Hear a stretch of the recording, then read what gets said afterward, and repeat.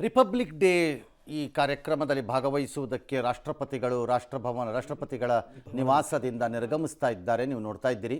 ಇಲ್ಲಿಂದ ಅವರು presidential bodyguards ಜೊತೆ ಅನದರ್ ಹಿಸ್ಟ್ರಿ. ಅದು ಪ್ರೆಸಿಡೆನ್ಷಿಯಲ್ ಬಾಡಿಗಾರ್ಡ್ಸು ಅವರ ಅಂದರೆ ಕುದುರೆಗಳ ಅಶ್ವಾರೋಹಿಗಳ ತಂಡ. ಅದು ಅವರ ಜೊತೆಯಲ್ಲಿ ಈಗ ಮೆರವಣಿಗೆಯಲ್ಲಿ ಅವರು ಬರ್ತಾರೆ. ನೀವು ಅವ್ರ ಜೊತೆ ಇಬ್ಬರು ನಮ್ಮ ಅತಿಥಿಗಳಾಗಿ ಬಂದಿರುವಂತಹ ಇಬ್ಬರನ್ನ ಕೂಡ ನೀವು ನೋಡ್ತಾ ಇದ್ದೀರಿ. ಉರ್ಸುಲಾ ಮತ್ತು ಕಾಸ್ಟಾ ಅವ್ರನ್ನ ಕೂಡ ನೀವು ನೋಡ್ತಾ ಇದ್ದೀರಿ. ಅವರನ್ನು ಬನ್ನಿ ನಿಂತುಕೊಳ್ಳಿ ಅಂತ ಅವ್ರು ಕರೆದು ಇವಾಗ ನಿಲ್ಲಿಸ್ತಿದ್ದಾರೆ. ರಾಷ್ಟ್ರಪತಿ ಭವನದಿಂದ ರಾಷ್ಟ್ರಪತಿಗಳು ಮತ್ತು ಈ ಬಾರಿ ಗಣರಾಜ್ಯೋತ್ಸವದ ಮುಖ್ಯ ಅತಿಥಿಗಳಾಗಿರ್ತಕ್ಕಂಥ ಯುರೋಪಿಯನ್ ಕಮಿಷನ್ ಅಧ್ಯಕ್ಷರಾದ ಉರ್ಸುಲಾ ವಾಂಡರ್ ಲೈ ಮತ್ತು ಕೌನ್ಸಿಲ್ ಅಧ್ಯಕ್ಷ ಆಂಟೋನಿಯಾ ಕೋಸ್ಟ್ ಈ ಬಾರಿ ಅವರು ಅಧ್ಯಕ್ಷರಾಗಿರ್ತಕ್ಕಂಥವ್ರು ಇಬ್ಬರು ಕೂಡ ರಾಷ್ಟ್ರಪತಿಗಳ ಜೊತೆಯಲ್ಲಿ ರಾಷ್ಟ್ರಪತಿ ಭವನದಿಂದ ನೇರವಾಗಿ ಈಗ ಅವರು ಕರ್ತವ್ಯ ಪಥಕ್ಕೆ ತೆರಳುತ್ತಾ ಇರ್ತಕ್ಕಂಥದ್ದು. ಎಲ್ಲವೂ ಕೂಡ ಅಂದುಕೊಂಡ ಸಮಯಕ್ಕೆ ಸರಿಯಾಗಿ ಎಲ್ಲ ನಡೀತಾ ಇದೆ. ಈಗಾಗಲೇ ಕರ್ತವ್ಯ ಪಥಕ್ಕೆ ಇವರನ್ನು ರಿಸೀವ್ ಮಾಡ್ಕೊಳ್ಳೋದಕ್ಕೆ ಪ್ರಧಾನಿ ಮೋದಿ ಅವರು ಕೂಡ ಆಗಮಿಸ್ತಾರೆ. ಅದು ರಾಷ್ಟ್ರಪತಿಗಳ ಅಂಗರಕ್ಷಕ ದಳದೊಂದಿಗೆ ಈಗ ಅವರೆಲ್ಲರೂ ಕೂಡ ಅಲ್ಲಿಂದ ಹೊರಡ್ತಾ ಇರ್ತಕ್ಕಂಥದ್ದನ್ನು ತಾವು ಗಮನಿಸ್ತಾ ಇದ್ದೀರಾ. ಈ ಬಾರಿ ಹಲವು ವಿಶೇಷತೆಗಳಿಂದ ಕೂಡಿರ್ತಕ್ಕಂಥ 77ನೇ ಗಣರಾಜ್ಯೋತ್ಸವದ ಸಂಭ್ರಮಾಚರಣೆಯಲ್ಲಿ ರಾಷ್ಟ್ರಪತಿಗಳು ಭಾಗಿಯಾಗಿದ್ದಾರೆ. ಭಾರತೀಯ ಸೇನೆಯ ಸೀನಿಯರ್ ಮೋಸ್ಟ್ ರೆಜಿಮೆಂಟ್ ರಾಷ್ಟ್ರಪತಿಗಳ ಅಂಗರಕ್ಷಕರ ತಂಡ, ಆ ತಂಡದೊಂದಿಗೆ ಕರ್ತವ್ಯ ಪಥಕ್ಕೆ ಈಗ ರಾಷ್ಟ್ರಪತಿಗಳು ಆಗಮನವಾಗ್ತಾ ಇದೆ. ನಿಮಗೆಲ್ಲ ಗೊತ್ತೇ ಇದೆ, ರಿಪಬ್ಲಿಕ್ ಡೇ ಅಂತಂದರೆ ಧ್ವಜಾರೋಹಣವನ್ನು ಮಾಡ್ತಕ್ಕಂಥದ್ದು ರಾಷ್ಟ್ರಪತಿಗಳು. ಹಾಗೆ ಇಂಡಿಪೆಂಡೆನ್ಸ್ ಡೇ ಸ್ವಾತಂತ್ರ್ಯೋತ್ಸವ ಅಂತಂದರೆ ಧ್ವಜಾರೋಹಣವನ್ನು ಪ್ರಧಾನಮಂತ್ರಿಗಳು ಕೂಡ ನೆರವೇರಿಸ್ತಕ್ಕಂಥದ್ದು ಮೊದಲಿಂದ ನಡೆದುಕೊಂಡು ಬಂದಿರತಕ್ಕಂಥ ಪದ್ಧತಿ. ಸೊ ಅದರ ಪ್ರಕಾರವೇ ಈಗ ರಾಷ್ಟ್ರಪತಿಗಳಿಂದ ಧ್ವಜಾರೋಹಣ. ಪ್ರಧಾನಿ ಮೋದಿಯವರು ಕೂಡ ಈಗ ಕರ್ತವ್ಯ ಪಥಕ್ಕೆ ಆಗಮಿಸಿದ್ದಾರೆ. ದೃಶ್ಯದಲ್ಲಿ ತಾವೀಗ ಗಮನಿಸ್ತಾ ಇದ್ದೀರಾ. ಅವರ ಜೊತೆಯಲ್ಲಿ ರಕ್ಷಣಾ ಸಚಿವ ರಾಜನಾಥ್ ಸಿಂಗ್ ಅವರು ಕೂಡ ಉಪಸ್ಥಿತರಿದ್ದಾರೆ. ಈಗ ಪ್ರಧಾನಿ ಮೋದಿಯವರು ರಾಷ್ಟ್ರಪತಿಗಳನ್ನು ಮತ್ತು ಈ ಬಾರಿಯ ಅತಿಥಿಗಳನ್ನು ಕೂಡ ಸ್ವಾಗತಿಸುವಂತಹ ಕೆಲಸ ಈಗ ಅವರು ಹೊರಟಿರ್ತಕ್ಕಂಥದ್ದು. ಅವ್ರನ್ನ ಸ್ವಾಗತಿಸೋದಕ್ಕೆ ಪ್ರಧಾನಿಗಳು ಆಗಮಿಸಿದ್ದಾರೆ. ದೃಶ್ಯದಲ್ಲಿ ತಾವು ನೋಡ್ತಾ ಇದ್ದೀರಾ. ಮತ್ತೆ ಸೇನೆಯ 3 ವಿಭಾಗದ ಮುಖ್ಯಸ್ಥರು ಅವರೆಲ್ಲರೂ ಕೂಡ ಈಗಾಗಲೇ ಉಪಸ್ಥಿತರಿದ್ದಾರೆ. ಅವರೆಲ್ಲರನ್ನು ಕೂಡ ನೋಡ್ತಾ ಇದ್ದಾರೆ. ಪ್ರಧಾನಿ ಮೋದಿ ಅಲ್ಲಿ ಎಲ್ಲರತ್ತ ಕೈ ಬೀಸಿ ವಿಶ್ ಮಾಡ್ತಾ ಇರ್ತಕ್ಕಂಥದ್ದನ್ನು ಕೂಡ ತಾವು ಗಮನಿಸ್ತಾ ಇದ್ದೀರಾ. 77ನೇ ಗಣರಾಜ್ಯೋತ್ಸವ ರಾಷ್ಟ್ರ ರಾಜಧಾನಿ ನವದೆಹಲಿಯಲ್ಲಿ ನಡೀತಾ ಇರೋದು. ದೆಹಲಿಯ ಕರ್ತವ್ಯ ಪಥದಲ್ಲಿ ದೇಶದ ಸೇನಾ ಸಾಂಸ್ಕೃತಿಕ ಶಕ್ತಿ ಅನಾವರಣಗೊಳ್ಳೋದಕ್ಕೆ ಇನ್ನೇನು ಕ್ಷಣಗಣನೆ ಆರಂಭ ಆಗಿರ್ತಕ್ಕಂಥದ್ದನ್ನ ತಾವು ಗಮನಿಸ್ತಾ ಇದ್ದೀರಾ. ಪ್ರಧಾನಿ ಮೋದಿಯವರ ಆಗಮನ ಕೂಡ ಆಗಿದೆ. ಸೊ ಈ ಬಾರಿಯ ಗಣರಾಜ್ಯೋತ್ಸವ ಹಲವು ಪ್ರಥಮಗಳಿಗೆ ಹಾಗೂ ವಿಶೇಷತೆಗಳಿಗೆಲ್ಲ ಸಾಕ್ಷಿ ಆಗಲಿದೆ. ಒಂದೇ ಮಾತರಂ ಗೀತೆಗೆ 150 ವರ್ಷ ತುಂಬಿದ ಹಿನ್ನೆಲೆಯಲ್ಲಿ ಒಂದೇ ಮಾತರಂ ಪರಿಕಲ್ಪನೆಯಲ್ಲಿ ಆ ಥೀಮ್ನ ಆಧಾರದಲ್ಲೇ ಎಲ್ಲವನ್ನೂ ಕೂಡ ಈ ಸರ್ತಿ ನಡೆದಿರೋದು. ಕಾರ್ಯಕ್ರಮಗಳನ್ನು ಕೂಡ ಅದೇ ರೀತಿ ರೂಪುರೇಷೆಗಳನ್ನ ಸಿದ್ಧಪಡಿಸಿದ್ದಾರೆ. ದೇಶದ ಸೇನಾ ಸಾಂಸ್ಕೃತಿಕ ಸಾಮರ್ಥ್ಯವನ್ನು ಜಗತ್ತಿಗೆ ತೆರೆದಿಡುವ ಕಾರ್ಯಕ್ರಮಕ್ಕೆ ಈ ಬಾರಿ ಒಂದೇ ಮಾತರಂ ಪರಿಕಲ್ಪನೆ ಇನ್ನಷ್ಟು ಮೆರುಗನ್ನ ನೀಡ್ತಾ ಇದೆ. ಗಣರಾಜ್ಯೋತ್ಸವದ ಮುಖ್ಯ ಅತಿಥಿಗಳಾಗಿ ಯುರೋಪಿಯನ್ ಕಮಿಷನ್ ಅಧ್ಯಕ್ಷರಾದ ಉರ್ಸುಲಾ ವಾಂಡರ್ ಲೈ ಹಾಗೂ ಕೌನ್ಸಿಲ್ ಅಧ್ಯಕ್ಷರಾದ ಆಂಟೋನಿಯಾ ಕೋಸ್ಟಾ ಈ ಬಾರಿ ಅತಿಥಿಗಳಾಗಿ ರಾಷ್ಟ್ರಪತಿಗಳ ಜೊತೆಗೆ ಕರ್ತವ್ಯ ಪಥಕ್ಕೆ ಆಗಮಿಸ್ತಾ ಇದ್ದಾರೆ. ಅವರನ್ನ ಸ್ವಾಗತ ಮಾಡೋದಕ್ಕೆ ಪ್ರಧಾನಿ ಮೋದಿ ಅವರು ಕೂಡ ಈಗಾಗಲೇ ಸಿದ್ಧರಾಗಿ ನಿಂತಿರತಕ್ಕಂಥದ್ದನ್ನು ನೋಡ್ತಾ ಇದ್ದಾರೆ. ಅವರ ಜೊತೆಯಲ್ಲಿ ರಕ್ಷಣಾ ಸಚಿವ ರಾಜನಾಥ್ ಸಿಂಗ್ ಅವರು ಕೂಡ ಬಂದಿದ್ದಾರೆ. ಇನ್ನೇನು ಆ ರಾಷ್ಟ್ರಪತಿಗಳ ಆಗಮನ ಕೆಲವೇ ಕ್ಷಣಗಳಲ್ಲಿ ಆಗಲಿದೆ. ಈ ಕಾರ್ಯಕ್ರಮ ಅವರ ಆಗಮನವಾಗುತ್ತಿದ್ದಂತೆ ಅಧಿಕೃತವಾಗಿ ಕಾರ್ಯಕ್ರಮ ಆರಂಭ ಆಗ್ತಕ್ಕಂಥದ್ದು. ಸೊ ಉಭಯ ಕುಶಲೋಪರಿ ಎಲ್ಲವೂ ಆದ ನಂತರ ಮೊದಲಿಗೆ ಗಾರ್ಡ್ ಆಫ್ ಆನರ್ ಇರುತ್ತೆ ರಾಷ್ಟ್ರಪತಿಗಳಿಗೆ. ಅದಾದ ನಂತರ ಧ್ವಜಾರೋಹಣದ ನಂತರ ಇವತ್ತಿನ ಪಥಸಂಚಲನ ಎಲ್ಲವೂ ಕೂಡ ಆರಂಭ ಆಗತ್ತೆ. ನೋಡ್ತಾ ಇದ್ದೀರಾ, ಕಾರಿನ ಮುಂಭಾಗಕ್ಕೆ ಪ್ರಧಾನಿಗಳು ಬಂದು ನಿಂತಿದ್ದಾರೆ. ಇವೆಲ್ಲವೂ ಕೂಡ ನಮ್ಮ ದೇಶದ ಪಾರಂಪರಿಕ ಮೆರುಗು. ಸೊ ಅದೆಲ್ಲವನ್ನ ಕೂಡ ತಾವು ನೋಡ್ತಾ ಇದ್ದೀರಿ. ನಮ್ಮ ಸಂಸ್ಕೃತಿಯ ಅನಾವರಣ ಆಗ್ತಾ ಇರ್ತಕ್ಕಂಥದ್ದು. ಹೇಗೆ ಅತಿಥಿ ದೇವೋ ಭವ ಅಂತ ನಾವು ಕರಿತೀವಿ. ಅತಿಥಿ ದೇವೋ ಭವ, ನಾವು ಕರೆದಂತಹ ಅತಿಥಿಗಳನ್ನು ನಾವು ಎಷ್ಟು ದೇವರ ರೂಪದಲ್ಲಿ ಸತ್ಕರಿಸಬೇಕು, ಇದು ನಮಗೆ ಸನಾತನ ಹೇಳ್ಕೊಟ್ಟಿರ್ತಕ್ಕಂಥದ್ದು. ಅದನ್ನು ನಾವಿಲ್ಲಿ ಪರಿಪಾಲಿಸಿಕೊಂಡು ಬರ್ತಾ ಇರ್ತಕ್ಕಂಥದ್ದನ್ನು ತಾವು ನೋಡ್ತಾ ಇದ್ದೀರಾ. ಪರಿಪಾಲಿಸಿಕೊಂಡು ಬರ್ತಾ ಇರೋದು ಅವ್ರಿಗೆ ಎಷ್ಟು ಸಾಧ್ಯವೋ ಅಷ್ಟು ಗೌರವಯುತವಾಗಿ ಅವರು ಬಂದಾಗಿಂದ ಹೋಗುವ ತನಕ ಅವರನ್ನು ನಾವು ಸತ್ಕರಿಸಬೇಕು. ಅದರ ಭಾಗವಾಗಿಯೇ ಇವೆಲ್ಲವೂ ಕೂಡ ನಡೀತಾ ಇರ್ತಕ್ಕಂಥದ್ದನ್ನು ತಾವು ಗಮನಿಸ್ತಾ ಇದ್ದೀರಾ. ಸೊ ಇದಕ್ಕೂ ಮುನ್ನ ಪ್ರಧಾನಿ ಮೋದಿ ಅವರು ಸೇನಾ ಸ್ಮಾರಕಕ್ಕೆ ಭೇಟಿ ಕೊಟ್ಟಿದ್ರು, 2 ನಿಮಿಷ ಮೌನಾಚರಣೆ ಮಾಡಿದ್ರು, ಎಲ್ಲವೂ ಕೂಡ ಆಯಿತು. ಅದಾದ ನಂತರ ಈಗ ಕರ್ತವ್ಯ ಪಥದಲ್ಲಿ ಇಡೀ ದೇಶದ ದೃಷ್ಟಿ ಇವಾಗ ಕರ್ತವ್ಯ ಪಥದತ್ತ ನೆಟ್ಟಿರ್ತಕ್ಕಂಥದ್ದನ್ನು ತಾವು ಗಮನಿಸ್ತಾ ಇದ್ದೀರಾ.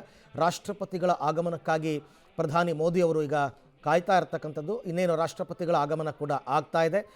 ಅದಾದ ಬಳಿಕ ಈಗ ಕಾರ್ಯಕ್ರಮ ವಿದ್ಯುಕ್ತವಾಗಿ ಆರಂಭ ಆಗುತ್ತೆ. ಸೊ ಹಾಗಾಗಿ ಈಗ ಆಪರೇಷನ್ ಸಿಂಧೂರ್ ಆದ ನಂತರ ನಡೀತಾ ಇರತಕ್ಕಂಥ ಮೊದಲ ಗಣರಾಜ್ಯೋತ್ಸವ ಅದು ಬಹಳ ಮುಖ್ಯ. ಎರಡು ವಿಶೇಷತೆಗಳು, ಒಂದು ವಂದೇ ಮಾತರಮ್ಗೆ 150 ವರ್ಷ ತುಂಬಿರುವ ಹಿನ್ನೆಲೆ, ಮತ್ತೊಂದು ಆಪರೇಷನ್ ಸಿಂಧೂರ್ ಆದ ನಂತರ ನಡೀತಾ ಇರತಕ್ಕಂಥ ಒಂದು ಗಣರಾಜ್ಯೋತ್ಸವ. ಈ ಬಾರಿ ಆಗಲೇ ಹೇಳಿದಂತೆ ಮಿಲಿಟರಿ, ರಾಜಕೀಯ, ಅಭಿವೃದ್ಧಿ, ಜಗತ್ತಿಗೆ ಮಿಲಿಟರಿ, ರಾಜಕೀಯ ಮತ್ತು ಅಭಿವೃದ್ಧಿಯ ಸಂದೇಶವನ್ನು ಕೊಡುವ ಒಂದು ಪರಿಕಲ್ಪನೆ ಅದು ಗಣರಾಜ್ಯೋತ್ಸವ. ಹೊಸ ಹೊಸ ಸಂದೇಶಗಳು ಪ್ರತಿ ವರ್ಷ ರವಾನೆ ಆಗ್ತಾ ಇರುತ್ತೆ. ವರ್ಷದಿಂದ ವರ್ಷಕ್ಕೆ ದೇಶ ಅಭಿವೃದ್ಧಿಯ ಪಥದಲ್ಲಿ ಹೇಗೆ ಸಾಗಿ ಬಂದಿದೆ, ರಾಷ್ಟ್ರಪತಿಗಳು ಎಲ್ಲರಿಗೂ ಕೂಡ ಕೈ ಮುಗಿಯುತ್ತಾ ಆಗಮಿಸ್ತಾ ಇರ್ತಕ್ಕಂಥದ್ದನ್ನು ತಾವು ಗಮನಿಸ್ತಾ ಇದ್ದೀರಾ ದೃಶ್ಯದಲ್ಲಿ. ರಾಷ್ಟ್ರಪತಿಗಳ ಜೊತೆ ಯುರೋಪಿಯನ್ ಕಮಿಷನ್ ಅಧ್ಯಕ್ಷರು ಮತ್ತು ಕೌನ್ಸಿಲ್ ಅಧ್ಯಕ್ಷರು ಕೂಡ ಆಗಮಿಸ್ತಾ ಇರ್ತಕ್ಕಂಥದ್ದನ್ನು ನೋಡ್ತಾ ಇದ್ದೀರಾ. ಅವರನ್ನು ಸ್ವಾಗತಿಸೋದಕ್ಕೆ ಅಂತೆ ಪ್ರಧಾನಿ ನರೇಂದ್ರ ಮೋದಿ ಅವರು ಕೂಡ ಈಗ ಆಗಮಿಸಿದ್ದಾರೆ, ಕಾಯ್ತಾ ಇದ್ದಾರೆ. ಇವೆಲ್ಲವೂ ಕೂಡ ನಮ್ಮ ಶ್ರೀಮಂತ ಪರಂಪರೆಯನ್ನು ಜಗತ್ತಿಗೆ ತೋರಿಸುವಂತಹ ನಿಟ್ಟಿನಲ್ಲಿ ನಡೆಯುವಂತಹ ಕಾರ್ಯಕ್ರಮ. ಜೊತೆಗೆ ಈ ಸರ್ತಿ ಹಲವಾರು ವಿಶೇಷತೆಗಳಂತೂ ಇದ್ದೇ ಇದೆ ಬಿಡಿ. ವಂದೇ ಮಾತರಂ ಥೀಮ್ನಲ್ಲಿ ಈ ಸರ್ತಿ ಗಣರಾಜ್ಯೋತ್ಸವದ ಆಚರಣೆ ಆಗ್ತಾ ಇರ್ತಕ್ಕಂಥದ್ದು ಹೈಲೈಟ್.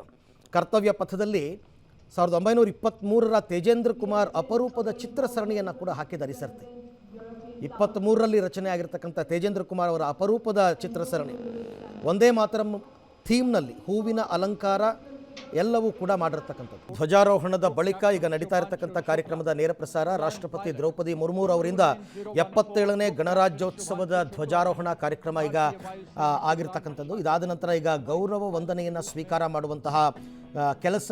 ಅದಾದ ನಂತರ ಪಥಸಂಚಲನಕ್ಕೆ ಅಧಿಕೃತವಾಗಿ ಈಗ ಅವರು ಪರ್ಮಿಷನನ್ನು ಕೇಳ್ತಾ ಇದ್ದಾರೆ. ಅಂದರೆ ಇಡೀ ಈ ಗಣರಾಜ್ಯೋತ್ಸವ ಪಥಸಂಚಲನದ ಉಸ್ತುವಾರಿಯನ್ನು ಹೊತ್ತಿರತಕ್ಕಂಥವರು ರಾಷ್ಟ್ರಪತಿಗಳ ಪರ್ಮಿಷನನ್ನು ಕೇಳ್ತಾರೆ.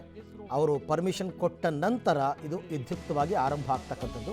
ಅದನ್ನು ತಾವೀಗ ದೃಶ್ಯದಲ್ಲಿ ಗಮನಿಸ್ತಾ ಇದ್ದೀರ.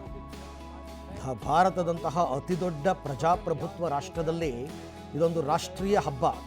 ಗಣತಂತ್ರವನ್ನು ನಾವು ರೂಪಿಸಿಕೊಂಡ, ಒಪ್ಪಿಕೊಂಡ ದಿನ. ಅಂದರೆ ಜನಸಾಮಾನ್ಯರಿಂದಲೇ ಸರ್ಕಾರಗಳು ನಡೆಯಬೇಕು ಅಂತ ತಿಳಿದುಕೊಂಡಂತಹ ದಿನ, ಅತ್ಯಂತ ಮಹತ್ವದ ದಿನ, ಸಂವಿಧಾನವನ್ನು ಒಪ್ಪಿಕೊಂಡಂತಹ ದಿನ. ಇಂಥ ದಿನವನ್ನು ಪ್ರತಿ ವರ್ಷ ನಾವು ಗಣರಾಜ್ಯೋತ್ಸವದ ದಿನವಾಗಿ ಅದು ಬೃಹತ್ ರಾಷ್ಟ್ರದಲ್ಲಿ ಆಚರಣೆ ಮಾಡ್ತಕ್ಕಂಥದ್ದು. ಇದು ಕೇವಲ ದೇಶದವರಿಗೆ ಮಾತ್ರ ಅಲ್ಲ, ಇದನ್ನು ಹೊರ ಜಗತ್ತಿನ ರಾಷ್ಟ್ರಗಳು, ಪರ್ಟಿಕ್ಯುಲರ್ಲಿ ನಮ್ಮ ಶತ್ರು ರಾಷ್ಟ್ರಗಳು ಬಹಳ ಸೂಕ್ಷ್ಮ ಕಣ್ಣಿನಿಂದ ನೋಡ್ತಾ ಇರ್ತಾರೆ. ಇದನ್ನು ವರ್ಷದಿಂದ ವರ್ಷಕ್ಕೆ ಭಾರತ ಯಾವ ದಿಕ್ಕಿನಲ್ಲಿ ಸಾಗುತ್ತಿದೆ, ಯಾವ ದಿಕ್ಕಿನಲ್ಲಿ ಅಭಿವೃದ್ಧಿಯನ್ನು ಹೊಂದುತ್ತಿದೆ, ಏನೆಲ್ಲ ಹೊಸ ಮೂಲ ಸೌಕರ್ಯಗಳನ್ನು ಹೊಂದುತ್ತಿವೆ, ಇವೆಲ್ಲವೂ ಕೂಡ ಶತ್ರು ರಾಷ್ಟ್ರಗಳಿಗೆ ಬೇಕಾದಂತಹ ವಿಚಾರ. ಹಾಗಾಗಿ ಇದನ್ನು ಅತ್ಯಂತ ಸೂಕ್ಷ್ಮವಾಗಿ ನೋಡ್ತಕ್ಕಂಥದ್ದು. ಆಗಲೇ ಸರ್ ಹೇಳ್ತಾ ಇದ್ರು, ಹಾಗಂತ ನಮ್ಮಲ್ಲಿರುವ ಎಲ್ಲ ರಹಸ್ಯ ಅಸ್ತ್ರಗಳನ್ನು ತಂದು ಇಲ್ಲಿ ಪ್ರದರ್ಶನಕ್ಕೆ ಇಟ್ಬಿಡಲ್ಲ. ಏನು ತೋರಿಸ್ಬೇಕು, ಎಷ್ಟು ತೋರಿಸ್ಬೇಕು ಅಷ್ಟನ್ನು ಮಾತ್ರ. ಪ್ರಮುಖವಾಗಿ ಇವರು ಕಾನ್ಸಂಟ್ರೇಟ್ ಮಾಡೋದು ಆತ್ಮನಿರ್ಭರ್ ಭಾರತ್, ಅಂದರೆ ಮೇಕ್ ಇನ್ ಇಂಡಿಯಾ. ಆ ಮೇಕ್ ಇನ್ ಇಂಡಿಯಾದಲ್ಲಿ ಡೆವಲಪ್ ಆಗಿರ್ತಕ್ಕಂಥ ಶಸ್ತ್ರಾಸ್ತ್ರಗಳನ್ನು ಜಗತ್ತಿಗೆ ಪರಿಚಯಿಸೋದು. ಅದು ಎಚ್ಚರಿಕೆಯ ಸಂದೇಶವೂ ಆಗಿರ್ಬೋದು, ವಾಣಿಜ್ಯ ವಿಚಾರದಲ್ಲೂ ಕೂಡ ಬೇರೆ ಬೇರೆ ರಾಷ್ಟ್ರಗಳಿಗೆ ನಾವೇನು ತಯಾರು ಮಾಡಿದ್ದೀವಿ ಅಂತ ಗೊತ್ತಾಗಬೇಕು. ಆಗಲೇ ಹೇಳ್ತಾ ಇದ್ದಂಗೆ ವಿಯೆಟ್ನಾಂಗೆ, ಫಿಲಿಪೀನ್ಸ್ಗೆ ನಾವು ಸರಬರಾಜು ಮಾಡೋ ಹಂತಕ್ಕೆ ಬಂದಿದ್ದೀವಿ. ಬ್ರಹ್ಮೋಸ್ ಕ್ಷಿಪಣಿ, ಆಕಾಶ್ ಎಲ್ಲವನ್ನ ಕೂಡ, surface to air defence system. So ಇದನ್ನು ನಾವು ಕೊಡ್ತಾ ಇದ್ದೀವಿ ಅಂತಂದಾಗ ಒಂದು ಹಂತದಲ್ಲಿ ಒಂದು ಸಣ್ಣ ಮದ್ದುಗುಂಡುಗೂ ನಾವು ಬೇರೆ ರಾಷ್ಟ್ರದ ಮೇಲೆ ಡಿಪೆಂಡ್ ಆಗಿದ್ವಿ, ಪರ್ಚೇಸ್ ಮಾಡ್ತಾ ಇದ್ವಿ. ಇವತ್ತು ನಮ್ಮಲ್ಲೇ ತಯಾರಾಗುತ್ತೆ ರಾಕೆಟ್ಗಳು, ಕ್ಷಿಪಣಿಗಳು ಎಲ್ಲವೂ ಕೂಡ. ಬೇರೆ ರಾಷ್ಟ್ರಗಳಿಗೆ ನಾವು ಮಾರ್ತೀವಿ ಅಂತಂದರೆ ನಾವು ಸಾಧಿಸಿರುವಂತಹ ಇದು ಸಾಧನೆ, ನಾವು ಮಾಡಿರ್ತಕ್ಕಂಥ ಸಾಧನೆ ಎಷ್ಟು ದೊಡ್ಡದ್ದು ಅಂತಕ್ಕಂಥದ್ದನ್ನು ನೀವು ಅರ್ಥ ಮಾಡ್ಕೋಬೇಕಾಗುತ್ತೆ. ಹಾಗಾಗಿನೇ ಅದು ಸ್ವಾತಂತ್ರ್ಯೋತ್ಸವದ ದಿನ ಆಗಿರ್ಬೋದು ಅಥವಾ ಗಣರಾಜ್ಯದ ದಿನ ಆಗಿರ್ಬೋದು, ಪ್ರತಿಯೊಬ್ಬರಿಗೂ ಬಹಳ ಮುಖ್ಯವಾಗಿದೆ. ಈಗ ಎಲ್ಲರಿಗೂ ಕೂಡ ಸ್ವಾಗತವನ್ನು ಕೋರೋದಕ್ಕೆ ಭಾರತದ ಹೆಲಿಕಾಪ್ಟರ್ಗಳು, ಅಂದರೆ ನಮ್ಮ ಸೇನೆಯ ಹೆಲಿಕಾಪ್ಟರ್ಗಳು ಪುಷ್ಪವೃಷ್ಟಿಗೆ ಆಗಮಿಸ್ತಾ ಇರ್ತಕ್ಕಂಥದ್ದನ್ನು ಕೂಡ ತಾವು ಗಮನಿಸ್ತಾ ಇದ್ದೀರಾ. ಭಾರತದ ಧ್ವಜವನ್ನು ಹೊತ್ತು ಸಾಗುತ್ತಿರುವಂತಹದ್ದು ಒಂದೇ ಚೌಕಾಕಾರದಲ್ಲಿ 4 ಹೆಲಿಕಾಪ್ಟರ್ಗಳು ಎಲ್ರಿಗೂ ಕೂಡ ಸ್ವಾಗತವನ್ನು ಕೋರೋದಕ್ಕೆ ಆರಂಭದಲ್ಲಿ, ಇದು ನಂತರ ಕೂಡ ಇರುತ್ತೆ ಏರ್ ಶೋ ಕೊನೆಯಲ್ಲಿ, ಬಟ್ ಇದು ಆರಂಭದಲ್ಲಿ ಎಲ್ರಿಗೂ ಕೂಡ ಸ್ವಾಗತವನ್ನು ಕೋರೋದಕ್ಕೆ ಆಗ್ತಾ ಇರ್ತಕ್ಕಂಥದ್ದು. ಈಗ ನೀವು ನೋಡ್ತಾ ಇರ್ತಕ್ಕಂಥದ್ದು ಪರೇಡ್ ಕಮಾಂಡರ್ ಆಗಮನವಾಗ್ತಾ ಇದೆ. ಸೊ ಈಗ ಬರ್ತಾ ಇರ್ತಕ್ಕಂಥದ್ದು ಪರೇಡ್ ಕಮಾಂಡರ್ ಲೆಫ್ಟಿನೆಂಟ್ ಜನರಲ್ ಭವಿಂಚ್ Kumar, second generation officer. So 3rd battalion, the parachute ರೆಜಿಮೆಂಟಿನ 3rd ಬೆಟಾಲಿಯನ್ನ ಆಫೀಸರ್ ಆಗಮಿಸ್ತಾ ಇದೆ.